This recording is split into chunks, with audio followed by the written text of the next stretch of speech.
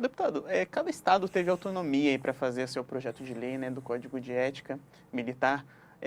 Por que isso está acontecendo aqui em Mato Grosso, né? A quem serve esse projeto de lei, né, que está aí? A quem serve, se não os militares? Porque foi criado por um militar, né? O senhor acredita aí num conflito de interesses dentro da corporação? Como que o senhor vê isso?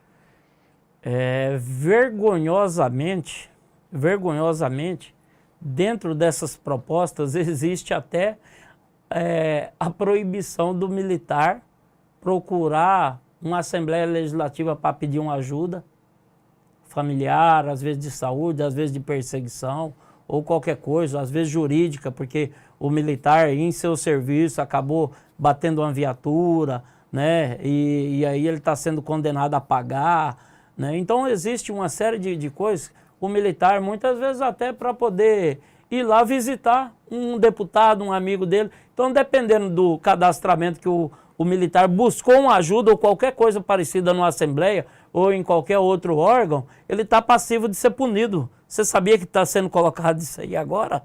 Infelizmente, é mais uma novidade. É uma forma de pegar uma aberração. É uma aberração.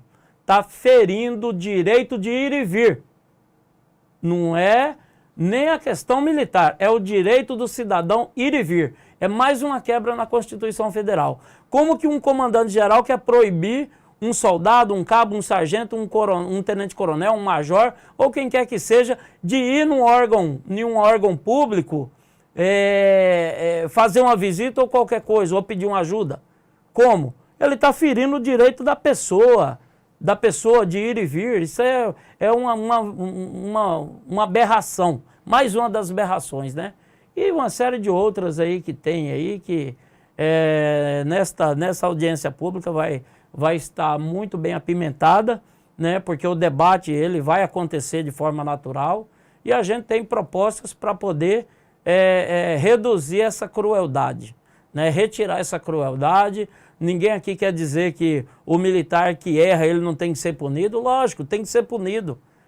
Mas não podemos também criar dispositivo para poder punir pessoas que não merecem ser punidos ou ser punidos à altura, muitas vezes, porque a figura A não gosta da figura B. Então abre precedentes. E esses precedentes que a gente tem que ficar atento. Eu sou militar, sou policial militar. Servi a polícia militar por 18 anos.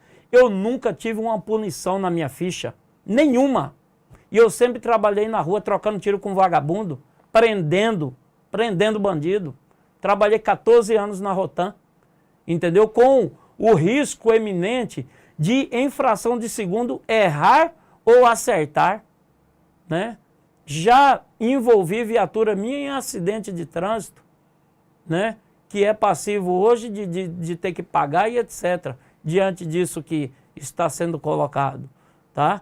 E digo que mesmo sendo um excelente profissional, como eu sempre fui, né, operacional, de muitas vezes produzir dentro de uma equipe de trabalho, mais do que um batalhão da capital, como se buscar lá na época do meu trabalho, vão calcular e vão saber do que realmente eu estou falando.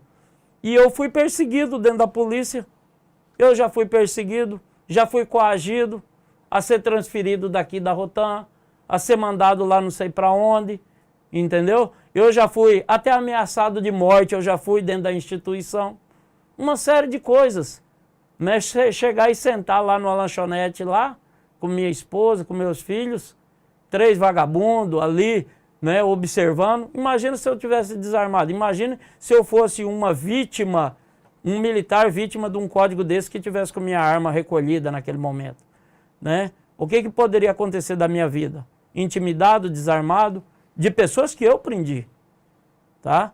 Então, esse tipo de coisa que acontece, a gente fica extremamente revoltado. Eu tomo as dores, né, pelos militares, porque num cenário mais oculto, a gente sabe o que é que esses militares estão passando, né, o clamor deles para que esse código da mordaça, esse código da vergonha não seja aprovado, né, mas que seja criado realmente um código de ética respeitoso e que trate o militar como profissional. Quando fui perseguido lá, Eu fui perseguido porque eu lutei por salário digno. Foi por salário digno que eu quase fui expulso da polícia.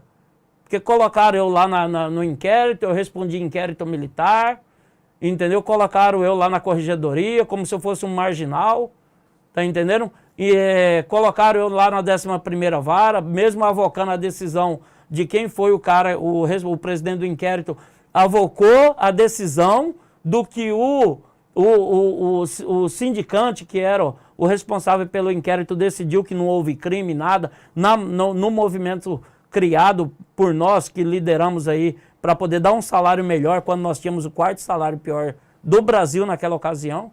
E hoje, Mato Grosso tem o 6º melhor salário dos militares no Brasil. Precisou alguém que não era presidente de associação sair lá do meio da tropa lá e chutar o pau da barraca porque estava cansado. Filho estava passando necessidade, todo dia que tinha que ir com um copo americano pedir um pouco de açúcar lá na minha mãe, que Deus a tenha, entende? Pedir uma caixinha de leite, passei por isso, entendeu? Porque nunca fiz bico na minha vida, sempre fui um cara que eu trabalhei exclusivamente para a Polícia Militar. Deputado. E se tiver alguém que conheça que eu fiz algum bico na minha vida, que pode pegar e citar aí mesmo aí no comentário aonde é que eu fiz bico aí na minha vida. Aliás, fiz sim. Fiz bico de jardineiro, limpar jardim, podar cerca viva nos meus dias de folga, né? E não me fez menor do que ninguém não, dignamente. Então, o que a gente fala hoje é que esse código de ética, a ser colocado da forma com que está aí, ele vai tirar a dignidade do policial militar, que já anda muito desmotivado. Tanto que nós vimos agora na prova do concurso de sargento, por mérito intelectual, que houve uma ausência de 25% dos inscritos. Ou seja, o soldado e o cabo não está muito interessado em seguir a carreira militar. Isso era um sonho que eu tinha lá atrás, quando eu era soldado, de fazer um concurso de prova de cabo, de sargento, que não surgiu na minha ocasião, quando surgiu não passei. Né? Então hoje você ter uma ausência de 25% significa que isso aqui já está ferindo o psicológico do militar. E tem mais ainda, tem uma série de coisas aqui que inclusive o próprio policial militar, que ele estiver aí fazendo pegar um atestado psicológico para fazer o tratamento, às vezes, de algum problema que ele está, porque teve problema acarretado familiar ou problema acarretado no serviço, se ele apresentar o atestado lá, o comandante-geral pode suspender a arma dele, pode fazer o que quiser. Tudo isso aqui que eu citei, ele pode fazer. Pode transferir o cara, pode fazer do jeito que ele achar melhor. Só do cara apresentar um atestado psicológico. Imagina só, suspender a arma dele, tudo. Imagina eu quando eu estava no alcoolismo, em 2005, 2006. Né? O alcoolismo, tinha minha escala de serviço, eu ia, trabalhava, cumpria a minha função rigorosamente. Graças a Deus, sempre fui muito bom profissional. Imagina só se naquela ocasião lá, eu preciso de uma internação ou de uma ajuda. Precisei de ajuda. A instituição não estendeu a mão, como não estendeu para muitos. Muitos não teve a mesma oportunidade que eu de voltar a conhecer a sobriedade. Há 15 anos eu tô sóbrio. Né? Mas eu tive que procurar outras portas. Grupo de autoajuda foi onde eu consegui, mas por iniciativa própria e da família que me ajudou. Imagina só aqueles que não tiveram a mesma oportunidade que eu. Se amanhã ou depois precisar de um atestado psicológico, o que vai ser dele?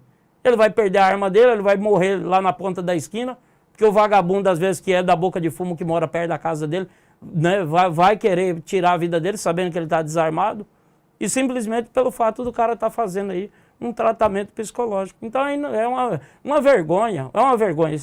Isso que o comando-geral da PM quer fazer é uma vergonha. A gente está falando de poder, então, dentro da corporação, é isso, deputado? Exatamente, quer centralizar o poder em uma só palma da mão. Inclusive tira o direito até dos próprios comandantes regionais de decidir pela vida profissional do militar.